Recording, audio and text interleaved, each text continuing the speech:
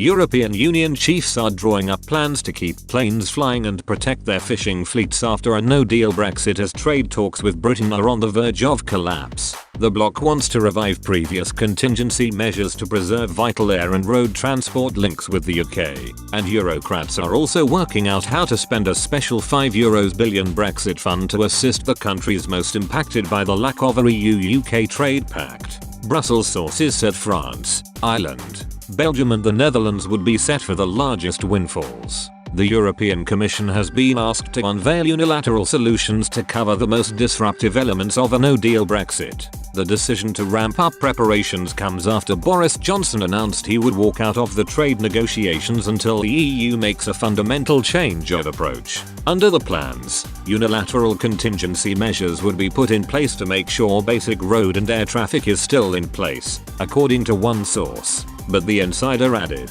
it will be very disruptive. Under previous no-deal Brexit contingency measures, drawn up during Britain's divorce talks, the EU allowed UK licensed carriers to provide basic passenger and freight flights between Britain and the 27 member states. UK airlines were given permission to fly from the UK to EU countries. They were allowed to make stops in the bloc and fly over its airspace. Last year the Commission said, the transport connectivity measures are not intended to replicate the status quo under EU law, but rather to preserve basic connectivity between the EU and the UK. A similar package is expected to put on the table, and will be subject to the UK reciprocating the arrangements. And under a no-deal Brexit, European fishing vessels will have no rights to access Britain's coastal waters. The two sides are currently working on a fisheries pact as part of the wrangling over a post-Brexit trade agreement, but the contentious issue has remained one of the key sticking points as both the EU and UK struggle to overcome stark differences in position.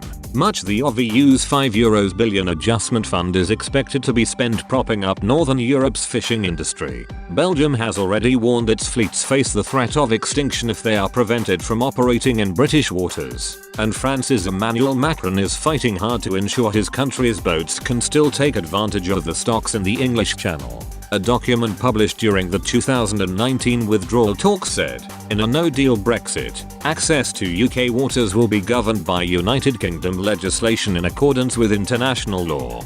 UK vessels will no longer have automatic access to EU waters, and vice versa. The Commission announced it would issue financial grants to compensate fishermen who are forced to close their businesses because of loss of access to UK waters. The contingency measures will need to be in place ahead of the 31st of December, when Britain quits the EU's customs union and single market after a transition from the bloc's rules. They will then be activated if there is still no trade and security deal in place between both sides. Lord Frost, Boris Johnson's Brexit envoy, is expected to hold further talks with EU counterpart Michel Barnier later today.